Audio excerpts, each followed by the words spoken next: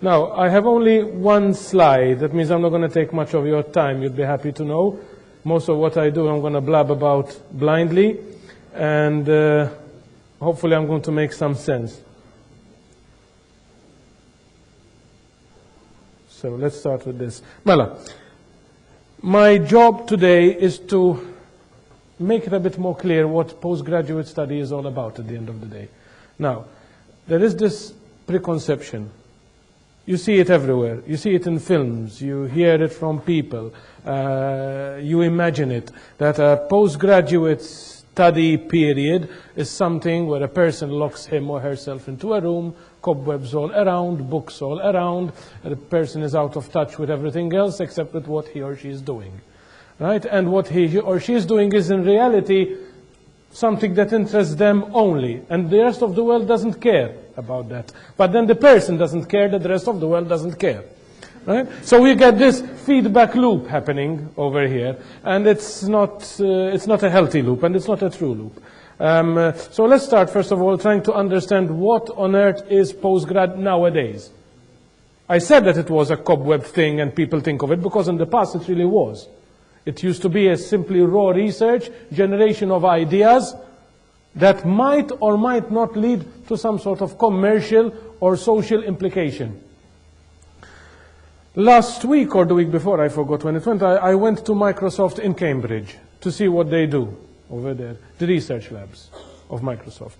And really, I was not taken aback, I was shocked, actually, when I went and I spoke to the operations manager over there, and she said, and I told her, okay, so probably Microsoft, Bill, gives down the ideas, and then, the people who are doing the research yet research the idea of Bill, as it were.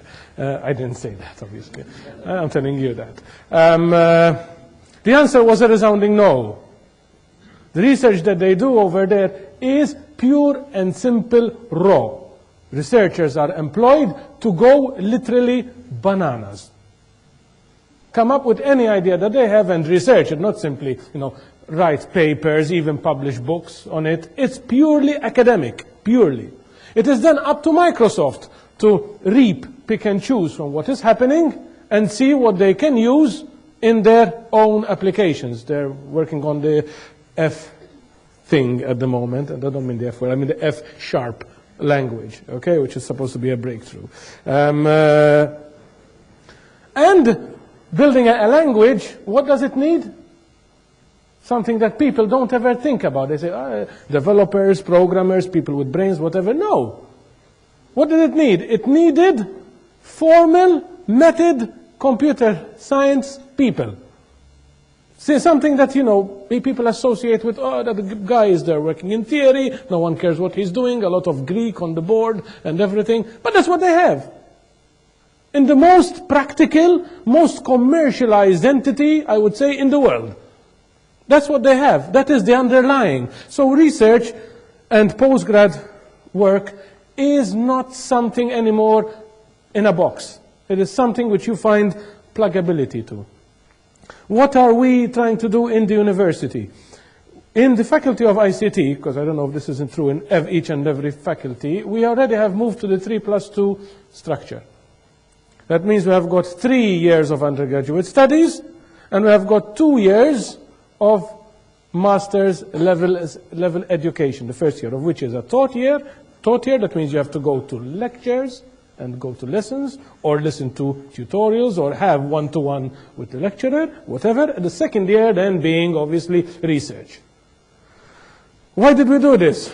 We did this because we now feel that there is a need for something more than simply a first degree. Mr. Kakia was talking about what you can get from a first degree, which are basically everything one would expect everyone to have if you're going to work as a developer, as an ICT specialist. You'd expect to find all the fundamental skills in place. But then there is more. There is what the person can give from his or her creativity after they have taken in the fundamentals. What you can give now is one thing. You're creative, you're good, I'm sure. But there's a limit to what you can give with the notion, with the material you have so far. Once hopefully, because we have, everything we do is hopefully at the end of the day, once hopefully we have given you the right basis, and all the fundamentals are in place, what you can then do, the creativity that you can then have, is way, way, way higher. And what you can reach is much more. Hence your careers are going to be boosted also. We start to see this in industry too, where industry start, I'm not sure about the local one only, because I do have a few ties with local industry, but mostly are in the international field, where they look for already people starting off from masters. We see this is a social, how shall I call it, a social phenomenon in a way, because as you remember in the past, long past, not too long past, let's say 20 years ago, having your O-levels, oh, that's good, yeah, you have O-levels, yeah, that's good, right? What does that mean nowadays? Nothing. Then it was, you have A-levels. Ooh, A-levels, then all the village knows that you have an A-level, one. Right? Now it doesn't mean anything. Then it used to be, you've graduated from the university. Wow, you know, then it's like the wedding. And everyone, the village puts the lights up and whatever. I'm joking, obviously. But it used to be a big thing. Not anymore, even now. Now people are saying, okay, so you graduated, yes, talk to me more. What did you do? The what is what we want now. What else? What we are trying to do also is not create a situation where you move from academia to academia. That means from doing academic work, doing the course, the 3 years, and then moving into the 2 years without having any exposure to industry. We are trying to, as much as possible, integrate industry into us, or you, pushing you out into industry. Again, I'm talking about my faculty here, okay? To try to get as much as possible you exposed to the real world. Again, I refer to what Mr. Kakia was saying, is that when you go out there, things start to click. Only then they start to click. Those of you who have already been in the first year or the second year of the course which I give, you see me becoming nearly sometimes blue on the podium, trying to explain